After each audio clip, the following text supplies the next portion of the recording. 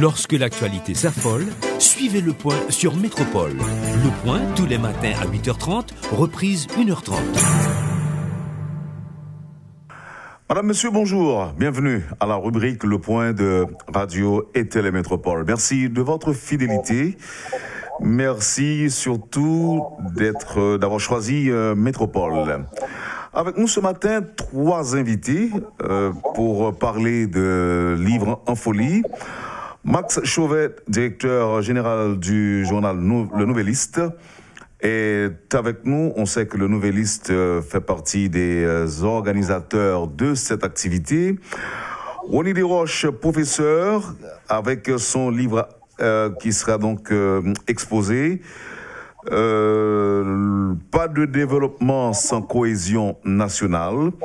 Et le professeur James Boyard avec son titre « Les grands débats et défis du système international ». Voilà donc pour le menu de cette édition de la rubrique Le Point de ce matin. D'abord, on accueille Max Chauvet du journal Le Nouvelliste. Monsieur Chauvet, bonjour. Merci de répondre à l'invitation de Métropole. Bonjour Wendell et bonjour M. Desroches, bonjour M. Boyard. C'est un plaisir d'être avec vous ce matin, surtout dans le cadre de Livres en folie. J'ai avec moi là 2 invités de cette édition et qui sont en dédicace. Merci. Alors accueillons sans tarder le professeur Ronnie Desroches. Professeur Desroches, bonjour. Bonjour Wendell, je salue aussi M. Chauvet ainsi que M. Boyard et également les téléspectateurs et téléspectatrices de Télémétropole. Et le titre de votre ouvrage, comme je l'ai dit tantôt, c'est « Pas de développement sans cohésion nationale ». C'est bien ça? C'est bien ça, oui, tout à fait. OK. Accueillons sans tarder James Boyard, professeur James Boyard. Bonjour professeur. Bonjour Télémétropole, bonjour Wendell, et je salue également M. Max Chauvet et M. Desroches, qui sont 2 personnalités de la vie culturelle du pays. Bonjour messieurs. Et le titre de votre ouvrage, c'est « Les grands débats et défis du système international ». Bien. C'est ça. OK. Alors, M. Chauvet, et merci encore une fois d'avoir répondu à notre invitation pour parler de cette foire du livre. Déjà 25 ans depuis que vous faites l'expérience, et pour cette édition, ça va être différent. Il y a des innovations, des nouveautés. Coronavirus oblige. Alors, dites-nous, on sait qu'il y a des choses qui vont manquer quand même aux exposants. Et ça va se passer comment cette année? Bon, je ne parlerai pas de nouveautés. Je dirais que ça fait déjà plus d'une dizaine d'années qu'on a introduit les ventes en ligne et à l'occasion de Livres en folie. Mais étant donné que cette année, on était dans l'incapacité de réaliser la journée traditionnelle du Jeudi Saint, et donc, on a mis l'accent davantage uniquement en fait sur la vente en ligne. Donc, on a dû travailler sur le modèle et l'améliorer, le rendre capable de recevoir davantage de visiteurs. Et puis aussi, on a décidé au niveau de la promotion d'insister sur les réseaux sociaux. C'est pour cela que la publicité se fait surtout à travers les différents médias sociaux comme Facebook, ils sont plusieurs, et Twitter et autres. Et jusqu'à présent, je peux dire qu'on est plus ou moins satisfait. Après les 2 premières journées, on peut dire que ça semble être bien parti, sachant qu'en général, le pic, on l'atteint le jeudi de la fête Dieu. Mais comme cette année est une année particulière, comme la journée de la fête Dieu en général, cette fameuse messe du jeudi là, qui attire un si grand nombre de gens, mais qui sert aussi de publicité, qui incite les gens qui ne viennent pas à l'événement d'acheter ce fameux jeudi. C'est pour cela que le jeudi est en général le jour pic au niveau des ventes online. Donc, on va voir si on aura ce même comportement, donc on va suivre, mais pour le moment, on peut dire qu'on est très satisfait des 2 premières journées. Oui, satisfait des 2 premières journées, mais c'est vrai que vous faites l'expérience déjà depuis quelques années. Je vais parler de la vente en ligne. Mais est-ce que la chaleur humaine, la présence physique ne fait pas défaut? Ben, effectivement, mais là, c'est à cause d'une force majeure, c'est-à-dire qu'on n'y peut rien pour cela. C'est-à-dire que essayer de réunir des gens maintenant, c'est illégal. C'est-à-dire qu'il faut penser aux autres, il faut penser à la santé des gens, ce n'est que partie remise. Et si tout va bien, on reprendra la traditionnelle journée et l'année prochaine. Mais comme on voulait quand même marquer de notre présence, parce que sans discontinuer, ça fait la 26e édition, on ne voulait pas rater le coche, donc on a décidé d'avoir cette édition numérique, je dirais, online, et c'est aussi un clin d'œil vers l'avenir, parce que ça nous permet de réfléchir et d'envisager peut-être comment on réalisera Livre en Folie dans 5 ans, dans 10 ans. Peut-être que ce fera d'une façon virtuelle seulement. Donc tout ça, ça nous permet d'étudier, de recevoir le feedback des gens, de voir le résultat. Mais c'est clair que ceci ne remplacera jamais le contact physique, le contact qu'il y a en général entre le public et les auteurs en signature.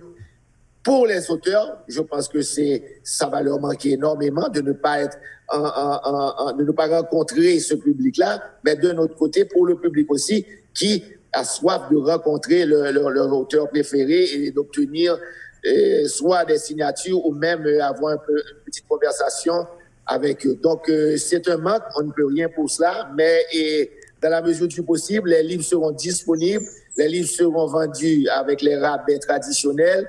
Rien d'autre ne va changer dans le processus habituel de livre en folie. À supposer que je place ma commande, je désire par exemple acheter le livre du professeur Desroches ou encore celui du professeur Boyard, j'aurai quand même le privilège de la signature de l'auteur.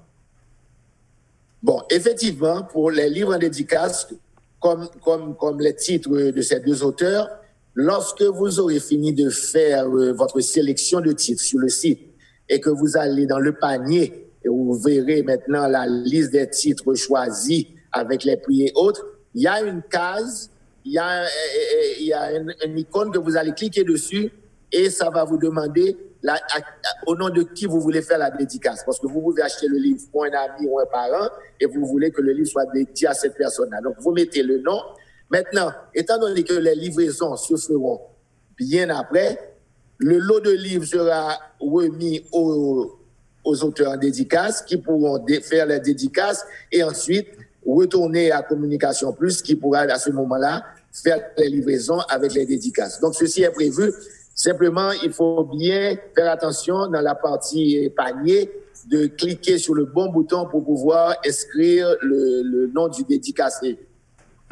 Merci, Monsieur Chauvet. Vous n'allez pas partir, vous n'allez pas nous quitter, vous restez avec nous. Le temps pour moi de poser quelques questions aux 2 invités, aux 2 autres invités qui sont en dédicace. D'abord, professeur Desroches, vous nous entendez, professeur Desroches? Professeur Desroches, est-ce que vous nous recevez? Oui, je vous entends, ça va? Oh, oui. Alors, professeur Desroches, voyons oui, je vous reçois. C'est ça. Parlons maintenant du titre pas de développement sans cohésion nationale. Là, c'est une recommandation que vous faites.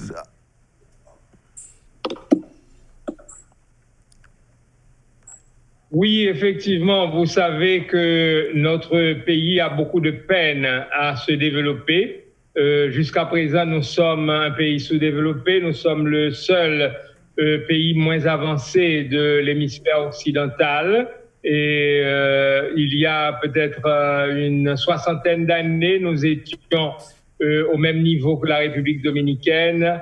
La République dominicaine nous a dépassé de près de 10 fois, que ce soit au niveau du produit intérieur brut que du produit per capita. Donc, il faut savoir pourquoi nous n'arrivons pas à nous développer. Alors, l'hypothèse que je fais dans ce livre, c'est qu'il y a un manque, un déficit de cohésion nationale, un manque d'unité. Nous constituons des entités disparates, des entités différentes, et au lieu de nous mettre d'accord, avec une vision commune, avec une stratégie commune de développement.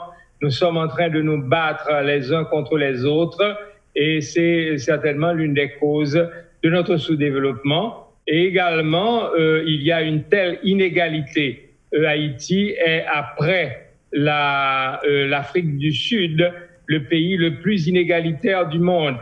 N'est-ce pas? Cette inégalité fait qu'il n'y a pas de sentiment d'appartenance de tous les Haïtiens à une même communauté. Donc c'est là-dessus que nous avons en quelque sorte développé les différents chapitres du livre.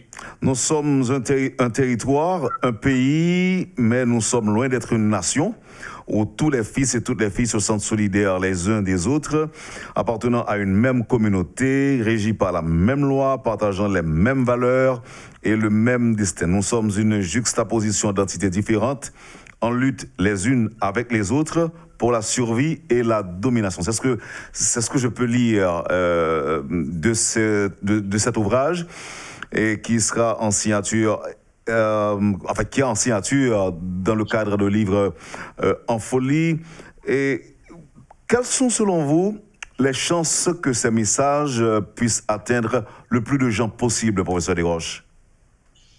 Bon, d'abord, nous profitons de, n'est-ce pas, Livre En Folie, qui donne accès à des livres, n'est-ce pas, à un public assez large, grâce au rabais, grâce à la publicité, à la promotion. Mais ce que je souhaite aussi, je souhaite qu'il y ait un débat, que le livre puisse provoquer un débat, parce que je centre un petit peu la réflexion sur la question de culture. Je pense que l'une des raisons de ce déficit de cohésion nationale, c'est parce que nous avons deux cultures différentes qui sont présentes sur le territoire haïtien, la culture africaine, la culture occidentale, et il n'y a jamais eu un effort, si vous voulez, de la part des penseurs, des écrivains, des philosophes, de faire une harmonisation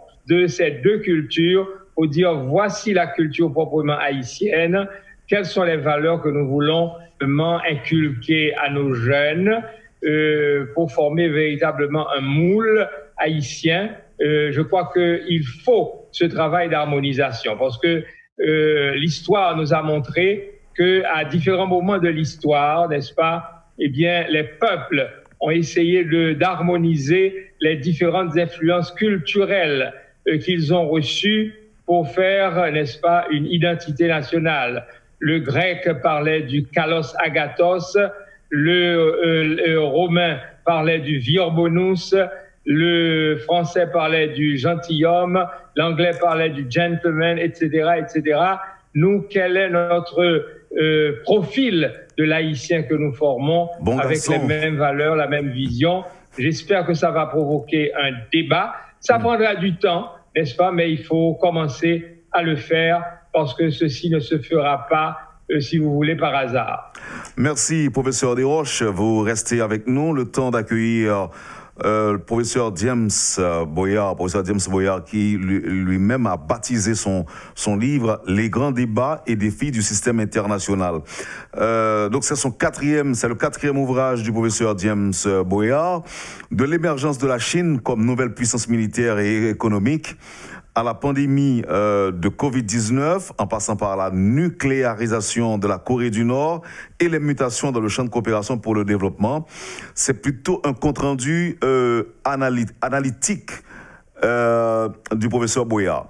Professeur James Boyard, vous êtes très actuel aussi. Vous prenez en compte l'actualité puisque vous parlez de la pandémie également. Oui, c'est le propre de tous les chercheurs en relations internationales. Et si tu permets, Wendell, j'ai voulu faire une petite remarque à la suite de l'intervention de M. Chauvet, juste pour insister sur le fait que lorsqu'on parle du peuple haïtien, que c'est un peuple résilient, eh bien c'est surtout la résilience culturelle. Et c'est pour cela que les gens se sont étonnés de voir, et je parle des étrangers surtout, qui se sont étonnés de voir que le nouvelliste et la société civile ont organisé quand même la 16e édition de Livre en Folie après le tremblement de terre du 12 janvier. Et c'est pas étonnant que dans le contexte même du Covid-19, qu'on organise encore Livre en Folie. Donc, pour revenir justement à ta question, évidemment, Wendell, le titre de mon ouvrage, c'est « Les grands débats et défis du système international ». Mais j'ajouterais même du système international en devenir. Et pourquoi? Parce que ces phénomènes qui affectent, qui déconstruisent et reconstruisent le système international contemporain, eh bien, ces phénomènes sont à l'œuvre actuellement. Et on parle de quel phénomène? On parle justement de ce qui se passe en Corée du Nord, avec la volonté de la Corée du Nord d'accéder justement à l'arme nucléaire. Donc c'est une question hautement sécuritaire, donc c'est un phénomène sécuritaire qui va impacter sur les équilibres mondiaux. Et comme phénomène, je parle justement de l'émergence de la Chine comme puissance à la fois politique et économique.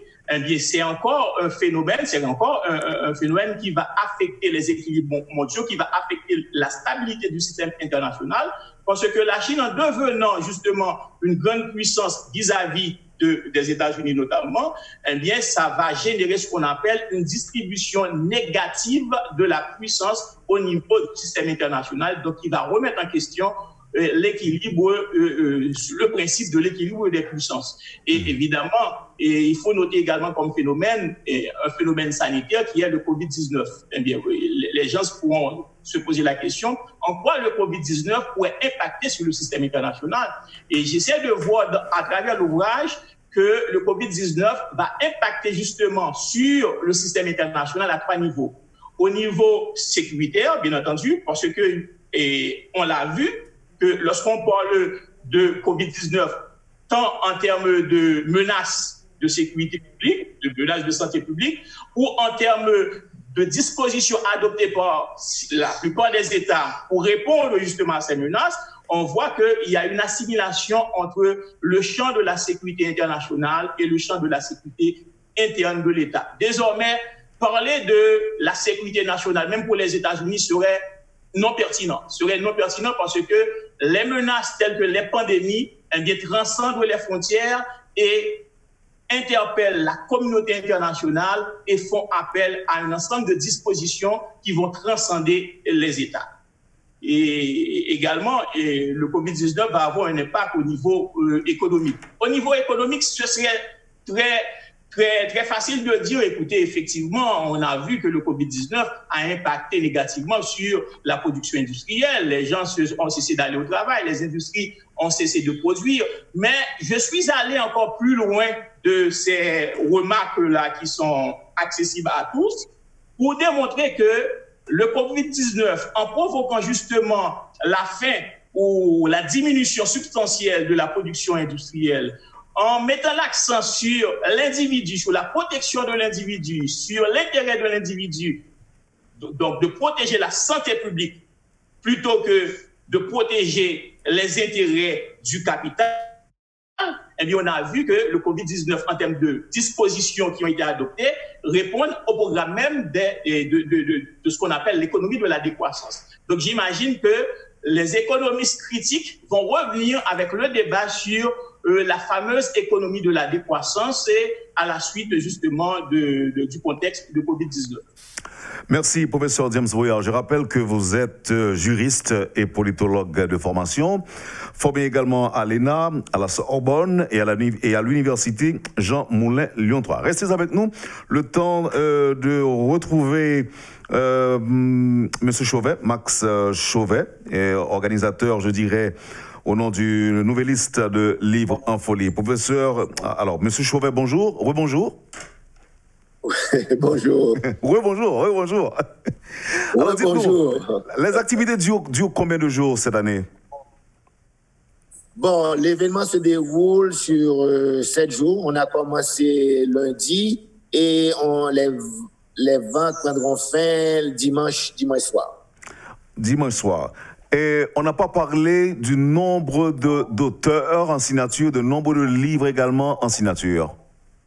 Bon, effectivement, alors je tiens à signaler, cette année, on parle de auteurs dédicaces au lieu de signature. Et parce que ensuite, on a dû, à cause de toutes ces contraintes, on a fait une sélection de titres. On s'est décidé d'arriver à peu près autour de 950 titres qui sont disponibles. Et au niveau des auteurs en dédicace, il y a à peu près 21 ou 22 auteurs en dédicace. Je tiens aussi à signaler le fait qu'on a une invitée d'honneur. Une invitée d'honneur, cette année, c'est Evelyne Trouillot, qui présentera 11 titres à cette édition. Evelyne Trouillot est une auteure connue, une auteure de qualité, je dirais un de nos meilleurs écrivains. Et cette année, elle nous a fait l'honneur d'accepter d'être l'invitée à cette 26e édition. Tous ces titres sont disponibles à Livre en Folie. Il suffit d'aller sur le site et de voir les différents titres et leurs couvertures défiler. On a essayé, dans la mesure du possible, d'avoir le plus de photos de couverture sur le site. Donc, les gens peuvent aussi consulter et voir à quoi ressemble la couverture du livre. Et autre information, c'est une primeur que je vous donne. Jusqu'à présent, sur les 2 premières journées, et je peux vous donner le top 5 des ventes.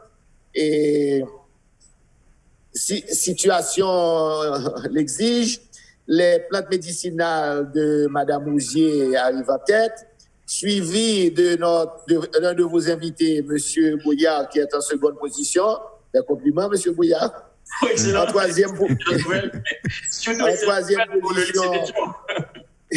En troisième position, nous avons l'ouvrage de Maître Théodore Achille, Jeu de dupes, suivi de l'enfer du Parlement du député Jerry Tardieu. Et en 5e position, une économie de violence de Fritz Alphonse Jean. Voici en quoi consiste le top 5. Ça, c'est le top 5 des titres vendus. C'est pas le top 5 des auteurs, parce qu'il y a des auteurs qui présentent plusieurs ouvrages. Donc, je voulais simplement parler des titres qui sont en tête dans les ventes, et vous verrez que c'est une gamme très variée au niveau du genre. Il y a économie, il y a de tout. On trouve de tout, politique, médecine. En fait, tous les genres sont présents. C'est pour vous montrer la diversité des goûts des acheteurs. Merci, M. Chauvet. Alors, je reviens vers le professeur Desroches, qui a écrit quelque chose qui retient l'attention. Nous sommes un territoire, un pays, mais nous sommes loin d'être une nation où tous les fils et toutes les filles se sentent solidaires les uns des autres, appartenant à une même communauté. C'était bien pensé de dire ça, professeur Desroches? Je le crois, en tout cas, n'est-ce pas? Comme je l'ai dit tout à l'heure, on peut en débattre et je souhaite qu'on en débatte. Bon, effectivement, qu'est-ce que nous avons constaté au cours de ces dernières années? Voilà plusieurs années que nous avons lancé un processus de transition démocratique. Ceci a été fait en même temps que d'autres pays. D'autres pays ont bien réussi leur transition. Nous autres, nous n'arrivons pas à réussir cette transition. On voit que les bagarres continuent. Nous voyons aussi que notre façon de gérer la politique de façon extrêmement conflictuelle, comme s'il s'agissait d'une guerre, eh bien tout ceci fait reculer notre économie. La Banque mondiale a fait une étude qui a montré que depuis les années 80 à nos jours, nous avons perdu 1 point de produit intérieur brut. Ça veut dire que nous avons régressé alors que nous avons une population qui croît, une population dont les besoins et les aspirations grandissent. Donc, une nation, c'est justement quand on a des valeurs communes, quand on a une vision commune, quand on a aussi des leaders qui, n'est-ce pas, impriment cette vision et qui constituent un véritable guide pour le peuple haïtien. Alors, comme je l'ai dit tout à l'heure, nous avons beaucoup insisté sur la question de la culture. Et c'est pour ça que nous avons fait une comparaison, une analyse comparative entre la culture africaine et la culture occidentale. Et nous avons analysé, n'est-ce pas, 7 valeurs. des valeurs comme l'idéal, comme le progrès, comme la croissance économique, bien sûr, valeurs comme la confiance, valeurs comme, n'est-ce pas, l'autonomie individuelle, valeurs comme le travail.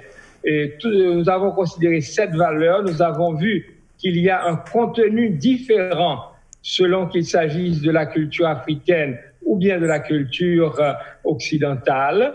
Et à ce moment-là, nous pensons que justement, il y a un travail d'harmonisation à faire pour que nous ayons une certaine identité proprement nationale.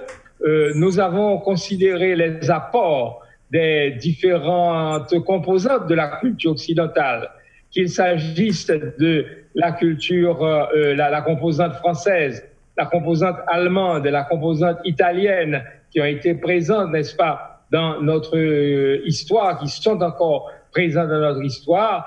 Nous avons aussi accordé une place à la culture syro-libanaise et palestinienne, parce que c'est une communauté qui a un poids économique énorme. Ils sont arrivés avec beaucoup de difficultés, avec très peu de moyens dans le pays, n'est-ce pas, après leurs problèmes dans leur pays à cause, n'est-ce pas, de l'agression turque, n'est-ce pas, mais ils ont pu construire, n'est-ce pas, une capacité économique énorme. Et je pense que nous devons réfléchir sur, n'est-ce pas, les valeurs qui sont à l'origine de ce succès économique. Et je dois dire aussi que... Merci, professeur Desroches. Merci, professeur Desroches, parce qu'on va observer la pause. Je voudrais tout simplement un petit commentaire de James Boyard, un petit commentaire aux révélations faites par Max Chauvet sur son classement en termes de demande ou encore en termes de vente. Évidemment, la santé d'abord, les plantes médicinales sont sollicitées et coronavirus oblige. Mais quel commentaire James Boyard peut faire? Est-ce qu'on peut parler d'un certain élan des lecteurs ou des jeunes vers l'actualité internationale, puisque dans son livre, comme on l'a dit au début, James Boyard parle de l'émergence de la Chine comme nouvelle puissance militaire et économique, la pandémie Covid-19, la nucléarisation de la Corée du Nord et les mutations dans le champ de la coopération pour le développement. Et James Boyard, vous êtes en deuxième position en termes de demande ou encore en termes de vente réalisée dans le cadre de livres en folie. Qu'est-ce que ça explique pour vous, James Boyard? Naturellement, Wendell, c'est une information réjouissante. Je dirais étonnante. Réjouissante. Extraordinaire, mais pas étonnante. Parce oui, que mais réjouissante. Rappelle-toi, lorsque j'ai publié l'ONU et les opérations de maintien de la paix en 2010, qui a été également préfacé par le professeur Leslie François Maniga, l'ouvrage était également parmi les top 5 des meilleures ventes, je crois, à l'époque. Donc, cela dit quoi? Cela dit, et n'oubliez pas que moi, j'enseigne dans plusieurs universités, publiques et privées. Donc, il y a beaucoup d'étudiants apparemment qui sont au courant de la publication de l'ouvrage et qui sont intéressés. Mais de manière plus générale, et de plus en plus, je vois chez les Haïtiens un intérêt pour l'actualité internationale, un intérêt pour les relations internationales. Peut-être que ça peut expliquer également le fait que l'ouvrage se situe à ce niveau. Mais il ne faut pas oublier non plus que j'avais précisé que la vente, le revenu de cette vente à livre en folie sera versé dans toute son intégralité à la bibliothèque du lycée Alexandre Pétion. Peut-être qu'il y a des gens qui, c'est leur façon à eux de contribuer justement au renforcement, à l'amélioration de cette bibliothèque du lycée Pétion, d'acheter l'ouvrage. Oui. Bon, merci pour, disons, je dirais, ce bref commentaire. Et on va revenir vers vous dans un instant. On va revenir vers les autres invités aussi. Juste le temps d'observer la pause. Merci. Poursuivez, madame, monsieur, la rubrique Le Point de ce mercredi. rubrique Le Point consacrée à Livre en folie avec nos invités Max Chauvet du journal Le Nouvelliste, les professeurs Ronnie Desroches et James Boyard. On observe la pause et à tout de suite. Le Point tous les matins à 8h30, reprise 1h30. Bienvenue, madame, monsieur, à la deuxième partie de la rubrique Le Point de Métropole. Ils sont trois aujourd'hui, nos invités. Max Chauvet, Ronnie Desroches et James Boyard. Monsieur Chauvet, on s'achemine vers la fin de l'émission. Qu'est-ce que le public doit retenir? Bon, je dirais que c'est une opération, l'opération d'achat des livres est relativement simple. On peut utiliser son téléphone, sa tablette, son iPad et son computer. Il suffit de taper sur le www.livreenfolie.com. Livre avec S, bien entendu. À ce moment-là, vous avez accès à la page d'accueil. Si vous avez déjà l'habitude de commander sur le site, vous mettez votre mot de passe et maintenant vous commencez les opérations. Si c'est la première fois, vous devez vous inscrire. Vous vous inscrivez, il y a tout un formulaire à remplir et il suffit de suivre le formulaire. En fait, c'est peut-être la partie la plus fastidieuse. Parce que tout de suite après que vous avez accès au site, l'achat se fait d'une façon très facile. Vous remplissez votre panier. Vous pouvez choisir les titres par genre. Vous pouvez faire votre recherche par genre, par auteur, par titre ou bien par code si vous avez consulté la liste publiée sur le Nouvelliste, que vous pouvez trouver aussi sur le site www.lenouvelliste.com. Dans la partie kiosque, la liste est encore disponible. Et ensuite, vous finalisez l'achat avec votre carte de crédit Mastercard ou Visa, de quelque banque que ce soit, ou bien vous utilisez votre Unicard qui vous fait bénéficier d'un rabais spécial additionnel de 10%, soit vous utilisez la Unicard tout côté, ou bien vous faites par débit sur votre compte d'épargne ou votre compte courant. Donc, vous avez trois options d'achat. Ou ce qui a trait au paiement, je veux dire. Donc, l'opération continuera jusqu'à dimanche. N'attendez pas les derniers jours. On peut avoir une rupture de stock pour certains titres. Donc, profitez-en. Demain, c'est férié. Vous avez toute la journée pour faire vos emplettes. Allez-y. Profitez de cette aubaine. Profitez de ces 40 ou 50% de réduction dépendant de quelle carte que vous utilisez. Donc, je vous souhaite une bonne semaine de Livre en folie et aussi le plaisir que vous aurez à lire ces livres parce que, au fond, cette édition est spéciale. Mais ce qui va nous manquer surtout, honnêtement, c'est la présence de tous ces jeunes, ces milliers de jeunes qui étaient invités à participer et qui étaient pour eux très souvent la première occasion de rencontrer les écrivains, de partager avec eux. Ceci va nous manquer, mais on se donne rendez-vous pour l'année prochaine, si Dieu veut. Et donc, pour cette année, bonne 26e édition de Livre en folie. Et je souhaite du succès à tous les auteurs qui ont accepté de participer et aussi à nos deux invités de ce matin, qui sont des auteurs connus, qui ne sont pas à leur premier, ils sont pas à leur premier coup d'essai. Je leur souhaite du succès et je souhaite surtout que leurs idées soient partagées par le plus grand nombre. On n'a rien dit pour les gens de la diaspora, les intellectuels de la diaspora. Les intellectuels de la diaspora, quant à présent, ils peuvent faire des achats, mais la livraison se fera. Ah, voilà un point que j'ai oublié de souligner qui est important. La livraison. À cause du coronavirus, on a des limitations. La livraison se fera de la façon suivante. Si vous avez fait placer votre commande et que vous habitez une ville de province, je dirais Jérémy ou Okaï, vous pouvez sélectionner dans le choix de livraison. Vous sélectionnez la bibliothèque, la succursale de la Unibank de votre ville. Si vous êtes au Cap, vous sélectionnez la succursale du Cap. À ce moment-là, vous aurez qu'à aller récupérer à cette succursale. Si vous êtes à Port-au-Prince, vous prendrez livraison dans les locaux de Communication Plus qui se trouvent à Delmas 60. Il y a une troisième option qui est une livraison à domicile qui coûte 300 gouttes en plus, quelle que soit la quantité de livres que vous commandez. mais c'est limité à certaines zones de Port-au-Prince que vous pourrez voir sur le site, c'est-à-dire Turgeau, Paco, Aude-Delmar,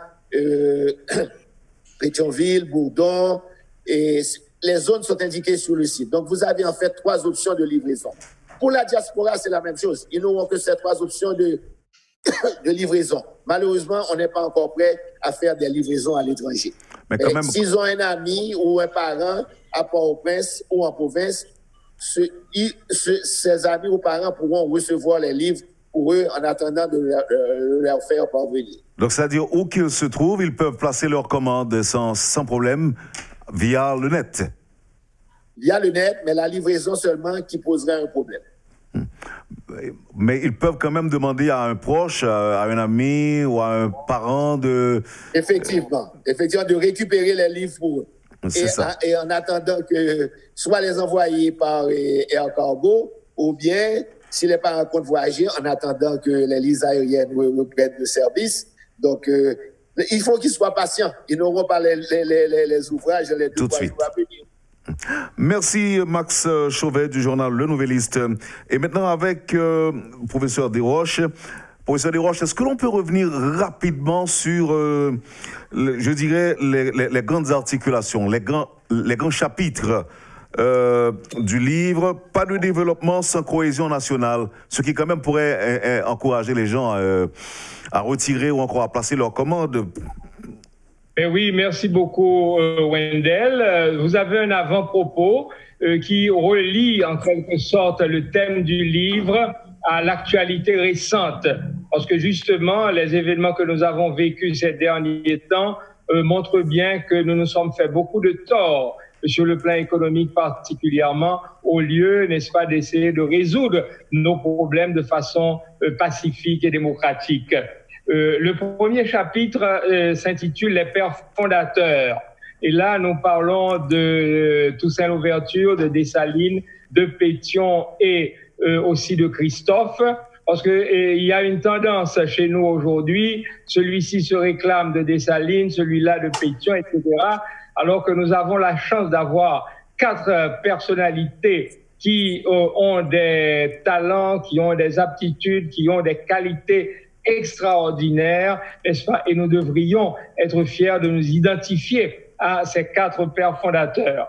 Le deuxième chapitre décrit le sous-développement haïtien, un état des lieux. Et là, nous sommes partis des objectifs de développement durable que les Nations Unies ont indiqués. Nous en avons considéré 10 d'entre eux et pour montrer l'état du sous-développement haïtien par rapport à ces 10 objectifs de développement durable. Dans le chapitre 3, sous-développement et manque de cohésion nationale, nous avons passé en revue plusieurs causes qui ont souvent été évoquées pour expliquer le sous-développement haïtien, mais nous avons montré que la cohésion nationale peut être considérée comme une cause importante, majeure, et nous avons fait aussi allusion à beaucoup d'écrivains, sociologues, anthropologues qui ont, n'est-ce pas, signalé la même chose. Dans le chapitre 4, l'importance de la culture pour le développement économique. Nous avons parlé de Max Weber, nous avons parlé de la réforme protestante en Europe, etc., qui montre bien que les valeurs culturelles ont une incidence très grande sur les questions du développement économique. Après, c'est la culture africaine que nous avons analysée. Bien sûr, nous avons des origines différentes de plusieurs ethnies. Nos ancêtres sont venus de plusieurs pays, mais quand même, il y a une unité culturelle de l'Afrique noire, n'est-ce pas, comme le dit Cheikh Anta Diop, et nous avons commencé avec, n'est-ce pas, cette analyse de Cheikh Anta Diop pour montrer que les grands traits de la culture africaine, nous les retrouvons en Haïti. En ce qui concerne la culture occidentale, c'est le contenu du chapitre 6, eh bien, nous avons considéré d'abord la composante européenne, d'abord la composante française, avec sa langue, le droit, l'éducation et tout cela, et les liens familiaux, n'est-ce pas, qui ont survécu à la guerre de l'indépendance. la composante allemande qui a été très forte à un moment de la durée, au point qu'ils occupaient près de 80% du commerce haïtien, n'est-ce pas, et la composante italienne, n'est-ce pas, avec la cordonnerie, les vitiello, etc., etc. Et ensuite, nous avons jeté un coup d'œil sur la communauté syro-libanaise et palestinienne.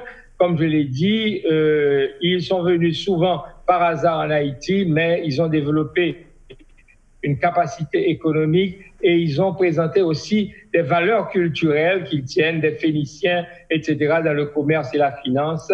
Et je crois que c'est une chose à considérer. Et là, comme je l'ai dit tout à l'heure, nous avons fait une comparaison, une analyse comparative entre culture africaine et culture occidentale à partir de 7 valeurs, savoir, confiance, travail, etc. Et ensuite, nous avons aussi montré comment le modèle culturel d'origine africaine peut être une source de richesse économique. Et là, nous nous sommes basés beaucoup sur un ouvrage de Barbara Prezo-Stevenson qui montre que si nous savions exploiter la culture haïtienne, eh bien, ça aurait été une source de richesse extraordinaire. Et ensuite, nous avons parlé, n'est-ce pas, de cette inégalité qui existe en Haïti et qu'il faut essayer de combler ce fossé qui existe en Haïti. Et il y a 3 grands chantiers auxquels nous avons fait allusion pour combler ce fossé. Le chantier politique, le chantier économique et aussi le chantier social. Et le dernier chapitre qui s'intitule « Et s'inscrire dans l'universel, repenser la mondialisation », j'ai dit que dans ces 2 sources culturelles, source africaine et source occidentale, si nous savons faire une bonne synthèse, une bonne harmonisation, nous pouvons développer une identité haïtienne, développer une culture proprement haïtienne qui peut nous aider à nous situer, n'est-ce pas, et même à inspirer la mondialisation qui est en transformation aujourd'hui parce qu'on recherche un équilibre entre, n'est-ce pas, le tout libéral et la solidarité, n'est-ce pas, au niveau communautaire, la réglementation. Et le message que je lance, nous ne devons pas nous replier sur nous-mêmes parce que le repli sur soi, c'est la stagnation, c'est le sous-développement. Au contraire, nous devons nous ouvrir, mais en nous ouvrant, pas une ouverture béante, mais en nous ouvrant, nous pouvons apporter quelque chose à la culture universelle et aussi à cette mondialisation qui se conçoit aujourd'hui. Merci, professeur Desroches. Et le même exercice avec le professeur James Boyard, mais je souhaite que cela se fasse de manière beaucoup plus succincte, puisque nous sommes déjà au terme de l'émission. James Boyard, en termes de structure, les grands titres de votre 4e ouvrage. Que l'ouvrage est divisé en 5 grandes thématiques. La première thématique traite de la politique étrangère des États, puisque les grandes puissances sont considérées comme étant les acteurs dominants du système international. Donc, on a essayé de voir à travers la politique étrangère des États l'ensemble des mécanismes sur lesquels s'articulent les grandes puissances, justement pour assurer leur domination, et des mécanismes qui peuvent être matériels comme force économique, force militaire, mais aussi et souvent immatériel, donc cognitif, comme par exemple le contrôle de la production du savoir et de la diffusion du savoir, de la connaissance. Et la deuxième grande thématique, c'est la sécurité internationale. Vous savez que le premier objectif de tout État, et c'est démontré par toutes les grandes approches dominantes en relations internationales, le premier objectif de l'État, c'est l'objectif de la sécurité. C'est pour cela qu'on a vu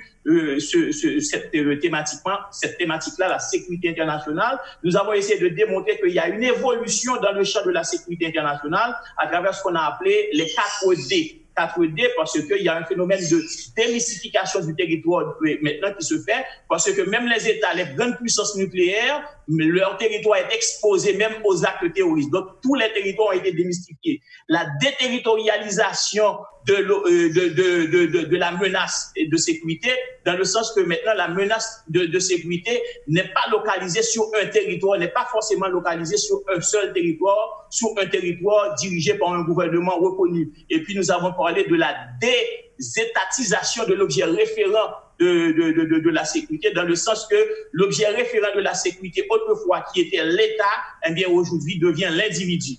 Et puis, nous avons parlé de la démilitarisation, justement, des parades de sécurité, où aujourd'hui, maintenant, les menaces ne sont plus des menaces militaires et les réponses ne sont plus évidemment des réponses militaires. Ça, c'était pour parler de la deuxième grande thématique. La troisième grande thématique aborde la question de la gouvernance internationale. On l'a évoqué tout à l'heure à travers l'exemple du Covid-19 qui impacte sur le système international à 3 niveaux. Au niveau sécuritaire, parce qu'il y a une assimilation entre le champ de la politique de la sécurité internationale et le champ de la sécurité nationale.